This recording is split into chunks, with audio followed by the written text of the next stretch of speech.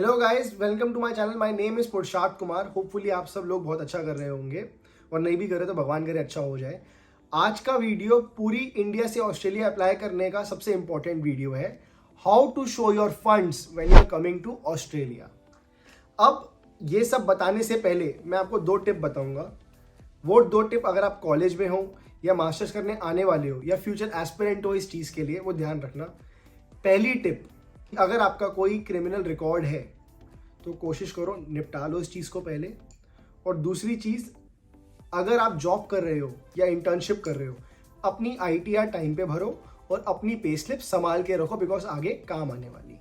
तो आज का वीडियो स्टार्ट करते हैं।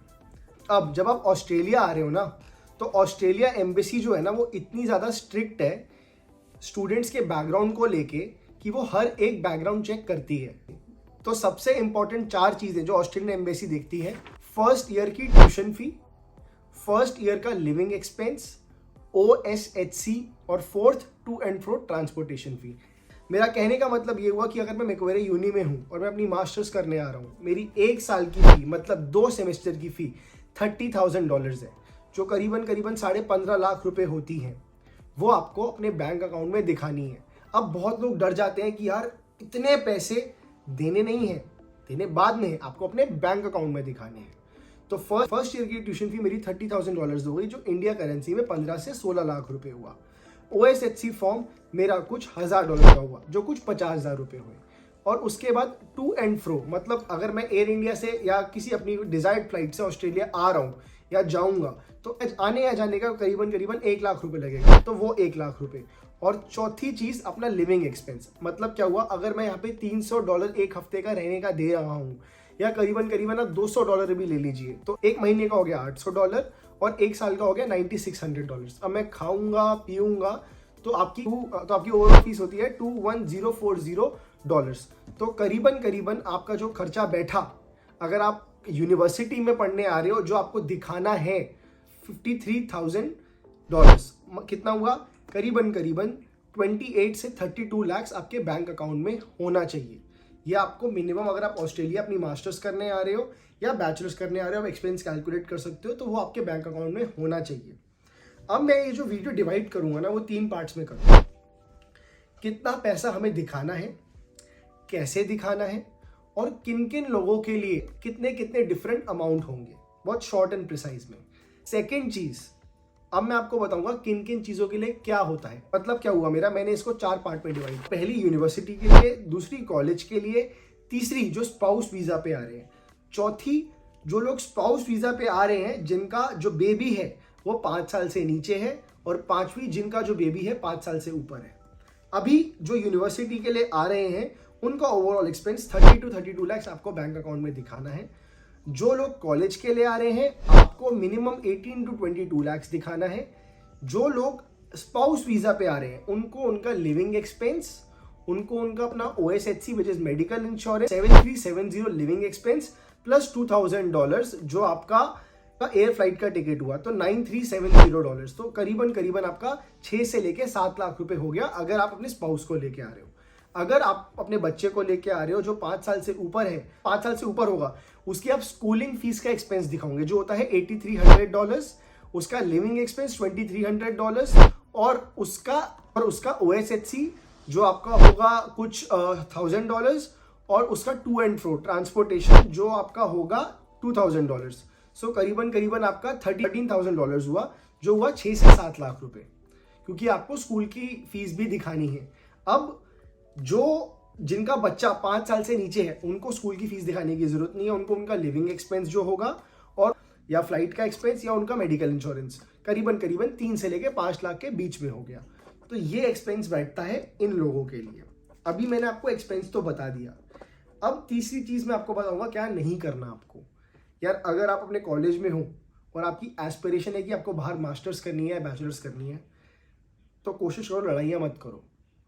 आपके अगेंस्ट जितना आपका क्रिमिनल बैकग्राउंड, जितना आपका फाइनेंसेस, जितना आपका ओवरऑल हिस्ट्री स्ट्रांग होगी ना आपका वीज़ा ऐसे लगेगा। और अगर आप बाहर नहीं भी आ रहे हो, आपको बाहर घूमने का शौक है, तो कभी आप वीज़ा लगवाने जाओगे ना, तो बैकग्राउंड चेक होता है, तो प्लीज़ अपने अगेंस्ट जितनी कम से कम FIR हो सकती है, या फिर अपने अगेंस्ट जितनी से कम आपकी सिविल स्कोर अच्छा है आपका, आप इंटर्नशिप कर रहे हो, अपना बैकग्राउंड और अपनी ओवरऑल प्रोफाइल स्ट्रॉन्ग बनाने की कोशिश करो। दूसरी टिप, आपको फेक फंड शो नहीं करने। यार मेरे पास अभी मेरे पापा मम्मी शायद काम नहीं करते, मैं जॉब कर रहा हूँ, मुझे बाहर पढ़ने आना है, कोई दिक्कत नहीं, आप 1 साल या 2 साल बाद आ जाना, अपने फंड्स ओरिजिनल शो करना। और सबसे बड़ी गेम पता है क्या होती है? ITR की। जितनी आपकी ITR स्ट्रॉन्ग है ना, उतने आपके चांसेस बढ़ जाते हैं वीज़ा लगने के। तो अपनी ITR टाइम से भरो और अपनी ITR स्ट्रॉन्ग रखो। आपको अपने पापा मम्मी के, अपने माता पिता के फंड्स दिखाने हैं तो उनकी तो स्ट्रॉन्ग है ही है, बट अगर आप जॉब कर रहे हो, इंटर्नशिप कर रहे हो, अपनी पे स्लिप संभाल के रखो, बहुत पॉजिटिव इम्पैक्ट देती है एम्बेसी पे।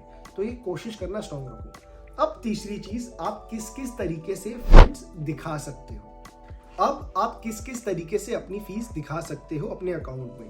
और वो बच्चे जिनके पास इतना अच्छा बैकग्राउंड नहीं है, आप डरना मत, सब कुछ पॉसिबल है, आगे वीडियो में बता रहा हूँ। कोई ऐसी टेंशन मत लेना कि अरे यार 30 से 35 लाख दिखाने हैं तो मैं आ ही नहीं पाऊंगा, दिल छोटा करके बैठ गए हो। ऐसा कुछ नहीं होता, सब आ पाते हैं। बताता हूँ तो कौन से तरीकों से आप अपने फंड्स दिखा सकते हो। पहला है बैंक स्टेटमेंट। आपके बैंक अकाउंट में, जो आपकी बैंक स्टेटमेंट है, उसके सेविंग अकाउंट में आपको पैसे दिखाने हैं। तो अगर आप अपने माता पिता के सेविंग्स अकाउंट में पैसे दिखाओगे तो पहली चीज़ आप वो दिखा सकते हो। दूसरी चीज़ FD, तीसरी चीज़ एजुकेशन लोन, चौथी चीज़ पर्सनल लोन, फिफ्थ चीज़ LAP. What is LAP? Loan against property. अब मैं आपको पांचों चीज़ें ना डिटेल में समझाऊंगा और आपको बहुत मजा आएगा। बताता हूँ। तो जब आप बैंक स्टेटमेंट लेने जाओ ना, तो आपको अपनी सेविंग अकाउंट स्टेटमेंट दिखानी है। कोशिश करना 2 साल की दिखाओ, बिकॉज क्या होता है, बहुत सारे बच्चे 1 साल की दिखा देते हैं, तो यूनिवर्सिटी थोड़ा शक करती है कि यार ये बच्चा ना 1 साल की तो पैसे दे पा रहा है, क्या पता दूसरे के ना दे पाए। कोशिश करो 2 साल की दिखा पाओ।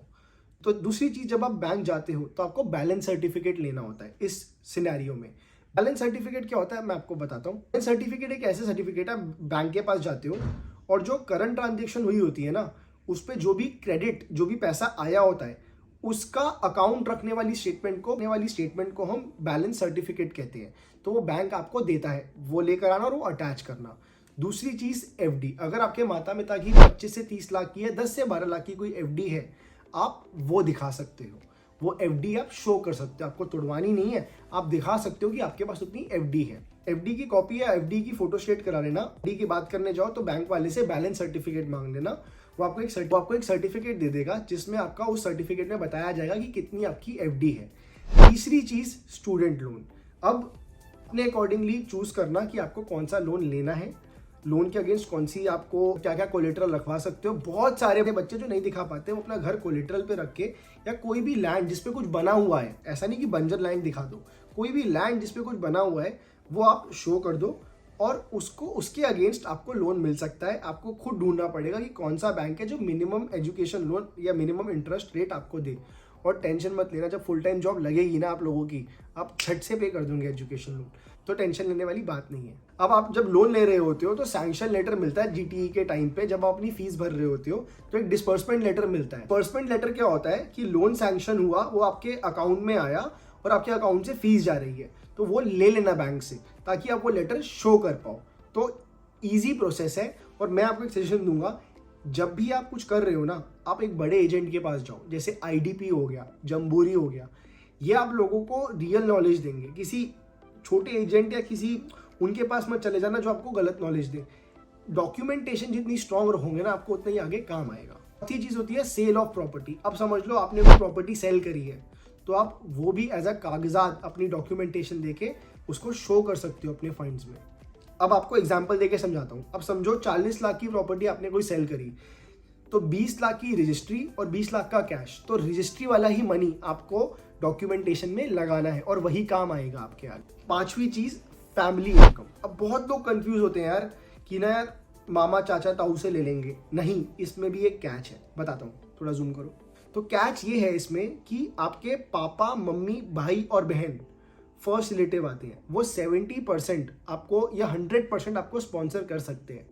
बट अगर बात मामा ताया या अंकल आंटी या किसी दूर के रिलेशनशिप की आई, तो वो सिर्फ आपको 30% ही स्पॉन्सर कर सकते हैं। तो ये बात ध्यान में रखना। अब स्पॉन्सर्स में ना बिजनेस क्लास भी आती है और जॉब वाले लोग भी आते हैं। अब अगर एक बिजनेस क्लास वाला बंदा स्पॉन्सर कर रहा है तो उसको कौन से डॉक्यूमेंट चाहिए?